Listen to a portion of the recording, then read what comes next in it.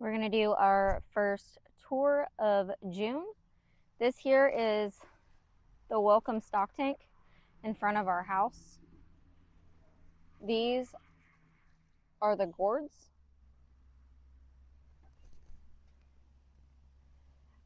One thing we did find really cool about these is these are different types of gourds. These ones here are really soft and fuzzy, and these are the normal pokey ones.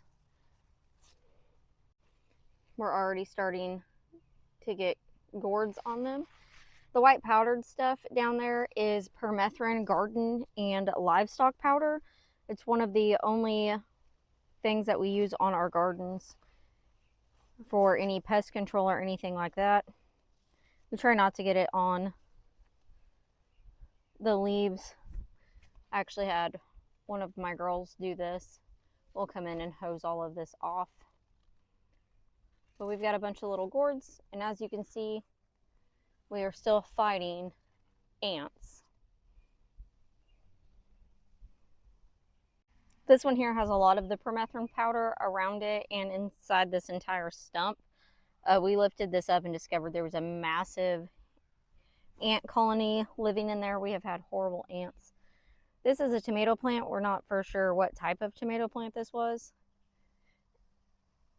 but we're going to do some container gardening this year along with the cucumbers in the hanging basket on our back porch, just to see what all will actually grow in container gardening. The apple trees out front. In my last video, we thought this one here died, but it has new shoots coming up off of it. And then that one over there is doing really well. We still don't have the farm stand up or even really in the process, but we will get there. This here is our front garden, or Jeremy's garden. This is where all the really hot peppers are, and just some different types of peppers. Like these here are they're bell peppers, but they have like candy cane stripes on them. One of these has, let's see what, like that one there's already got some stripes on it. And then we have some over here that's got some good striping on it. We thought those would be something new and cool. Something has been eating on this one, but it looks like it's starting to come back pretty good. Same way with that one. That one's got new shoots on it. And then his tomato plants. This one here is I think it's like a sugar something, and it is like the little tomatoes. And then we have our candy cane striped tomatoes. All of his hot peppers are on the back. They're actually doing really good. It's been a lot warmer the last few days. And then those down there are a yellow variety. They're an heirloom. They're starting to bloom. These were a lot bushier. One of my daughters came in and took off all the bottom leaves and branches and stuff that were touching. She missed a few, but we'll just come back in and snip them off. His Anaheim's are struggling a little bit. And then these are the yellow pear tomatoes. We actually have some of those growing in one of the back gardens as well. And then our cayenne peppers are doing really well. We have 6 of these. This here is a spicy oregano. It's actually not spicy at all, but this is about time to harvest. So we'll just come in and you can either break them off like this or grab them and cut them is the faster way to do it. This is starting to bolt. This is definitely something we need to get harvested today.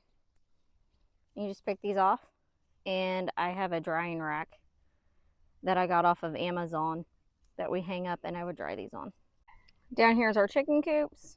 We actually just added more mulch into that further back one over there. We did not buy enough mulch. The chickens are waiting for the kids to come out and give them their morning feed. Then these here are our mammoth sunflowers. Last year we only had one, and it I believe it was between 11 and 12 feet. I really need to go back and look. I know I posted it, exactly how big it got.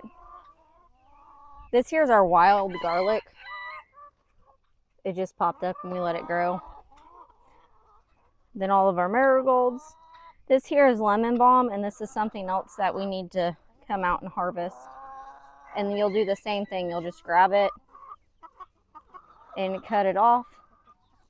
This one doesn't snap as easy. It just kind of bends. So we always get scissors or pruning shears or something and just cut it down. All of our basil is coming up. We have regular sweet basil and cinnamon basil over there. Our cherry trees are doing really good this year. Our Kune pigs are taking a nap in the shade. Our mulberry trees. One of my girls started working on the duck run yesterday. We got all those big, huge rocks moved, and she piled them up in the corner. We're going to add some more gravel in around the pond and do some turf in here and just make this a lot nicer. This has been a very long process. They're housing our IBC totes. They've actually held up. We've had some pretty crazy hailstorms and stuff. And I think one of them has a crack in it, but it doesn't leak. And we have a shade cloth that goes over it. And then that back tarp is to block the evening sun.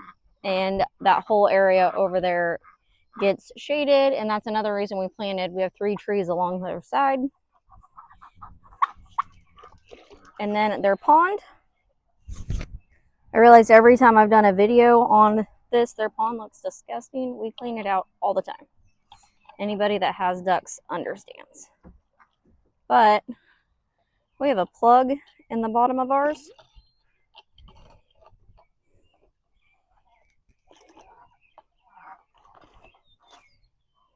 We just pull that out and it drains out into our field, which you can see we have pumpkins growing alongside. So I'm going to let that drain and then we'll come back, rinse it out, and fill it. Moving on from the ducks is the goats. We have got a little escape artist. She gets out all the time. I would imagine she is out somewhere right now because I do not see her. And there's our famous Marshmallow. She thinks she's the center of the universe. There's 2 of the triplets. It's actually the little girl Fiona of the triplets. Maybe I had to clean their water out.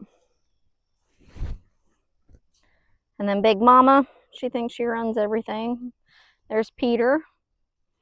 He's our little buck. And Fern, the mom of the triplets over there, is Baby. She's a little sweetheart. And now we have to find the other little girl. This is our mulch pile. We are eventually going to start moving stuff because we're going to extend some areas of our garden. All of this we've gotten from a tree trimming service in Springfield for free. We did not pay for any of our mulch. Same with the leaf mulch. We found somebody on Facebook Marketplace posting that they had a bunch of free bags of leaves. We actually got 3 truckloads of them. These are the little tiny pumpkins and some white pumpkins.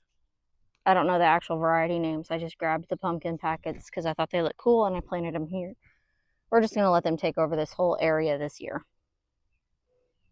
This here is our potato patch. This is our 3rd time of hilling it. The first time we planted them, let them grow. We hilled them with the dirt. And then this is the 2nd time of hilling them with just the leaf mulch. These are russet potatoes. That one's actually getting ready to bloom. These are not organic potatoes. These are actually russet potatoes that I bought in 15-pound bags from our local price cutter. They had them on sale for, I think it was $2.99 for 15 pounds because they were starting to sprout. So I bought 3 bags worth. Picked out the ones that were starting to sprout. Let them sit out for a little bit so the sprouts got a little bit bigger, and then we've planted them and they have done amazing. Some of these here are Kennebecs from last year that were in the cold room that started to sprout, and I think a few of these are the reds. And then we have 20 sweet potatoes. I have never grown sweet potatoes, so we will see how that turns out. Then we have our green beans. This is the most green beans we've ever planted. Last year we probably had like equal to 1 row, and I picked 17 pounds in one night.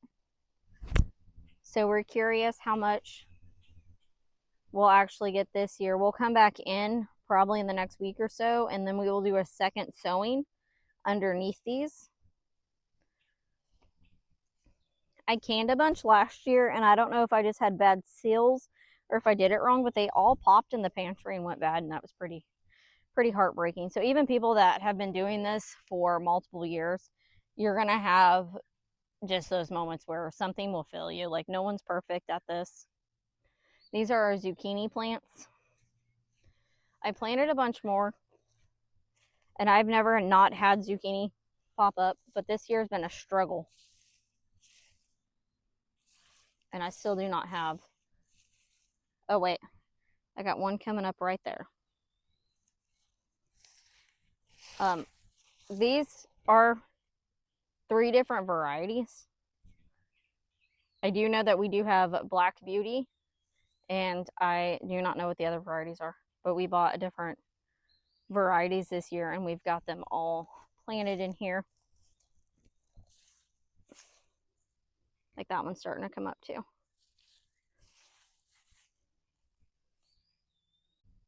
And then our yellow squash, and then in our other 2 little squash plants down there, those are spaghetti squash down there. I did post a reel about picking off the buds on this plant, so you can see where I've picked them off, and all the little squashes that it started. I'm going to link that in here so you guys can watch it. This plant was about that size right whenever I was picking it off, and within days it doubled. And you want to make sure that you do that when your plants are small, so they can focus on their root system and focus on their plant actually getting big. A lot of people get their harvest way earlier than we do. We actually will not probably start harvesting until more of the end of June on a lot of things. We always end up with way more of a harvest. And I really do think, because a lot of people just let their plants do their thing, we pick off the buds and let the plants focus on saving their energy and actually building root systems and building a good, strong, healthy plant. Our little dill forest, this is all volunteer. I did transplant some dill because it was everywhere, and some of it may come back there. Dill hates being transplanted. More sunflowers that randomly popped up. Then our patty pans, or yellow summer squash, whatever you call them. These are the yellow ones. These little ones here are the white ones. We actually have 5 of those. Last year we only had 1, and it produced a crazy amount. And then all of our tomato plants are doing really, really well. My daughter came in and picked a bunch of the bottom leaves off of this. And as you can see, she did miss a couple, which is fine. And all we do is just come in and pick these leaves off. Anything that looks like it's yellowing or getting nasty. We did not get to water last night. We will come in and water here in a little bit. It's not super hot today, so we'll be good to water. This powdered stuff is permethrin. We always powder and permethrin all of our stuff in the evening, and we always make sure that we don't get it around any blooms. That way it does not harm any of the honeybees. I don't know if a neighbor has honeybees or if we have a wild hive, something around us, but our entire garden will swarm with honeybees when everything's in bloom. So we only permethrin at night, and we make sure to like not get it on the flower itself. We do around the base, Sometimes if it gets on the leaves, especially with tomato plants, because that does help with aphids, which we are already getting aphids showing up. Which if it's not aphids, it's something else. Every year, we have something else. I actually watched a video and this lady talked about slugs, and I was like, that's weird. We've never had slugs. This year, we have an infestation of slugs. We also use Epsom salt on our gardens, especially our peppers and our tomato plants. We'll Epsom salt them a few times a year on the base, going off of what the plant itself looks like. So if you have a really good, healthy plant, leave it alone. But if they look like they're struggling, or if they're producing a large amount of fruit, give them some extra Epsom salt and stuff like that. We've used that. We actually got that trick from Pepper Joe's. It's where we try to order a lot of our stuff from. We did not get to order from any companies this year like we wanted to. We have a local greenhouse at one of our farm stores that is amazing. We also have a couple other local ones. The candy cane striped tomatoes in the front garden, those came from a farm stand down the road. So we really try to stay more local, but all of our seeds that we did buy came from Walmart or a feed store, and they've all done great. Another thing is we bought some seeds from Dollar Tree, and everything grew. This stuff here is the powdered permethrin that we use. We also have a liquid form, and the liquid stuff we normally go through and we'll like do the walkways and stuff like that just to help with pest pressure. I've tried neem oil multiple years, and that stuff's failed me every year. I lost my garden, with huge, beautiful garden, within 48 hours one year, because I was using neem oil, and it didn't help at all. And we had fungus gnats that year, and I've never dealt with fungus gnats. I had no idea what they were, and they completely wiped out my entire garden. So we stick with permethrin. It's safe for animals. We use it on all of our animals. We use it in our chicken coops, with all of our animals. You can't spray cats with permethrin because they clean themselves, but that's the only thing that we do not treat with permethrin on the farm. We have 4 rows of different types of peppers. Pepper plants really like the heat, and we're in the beginning of June. It's June 2nd, June 3rd. It's June 3rd. And we just have not had the heat that pepper plants really like. So they'll look like this. We'll have a couple of days of really hot temperatures, and then these will get really big. Our okra, on the other hand, is doing so good. We planted, I think, like 10 okra plants last year. This year I ordered our seeds from Amazon. I guess that is the one place that we did order seeds from, is Amazon. And I ordered a packet that had 202 seeds, and I told the kids to just plant them, not expecting every seed to pop, but it kind of looks like it did. We're curious to see how much okra we will actually be able to get this year. Growing up, Grandma never amended her soil or did a soil test.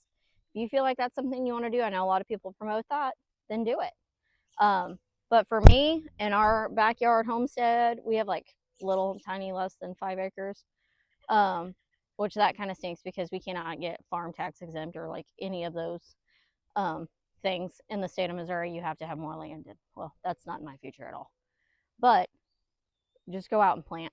Go out and try to put in a garden, because you never know what you'll be able to actually produce. Last year, we never thought we'd get over 800 pounds of produce. I've always said, like, we have amazing gardens. We've always had amazing gardens until like bugs kill them or a dog runs through them.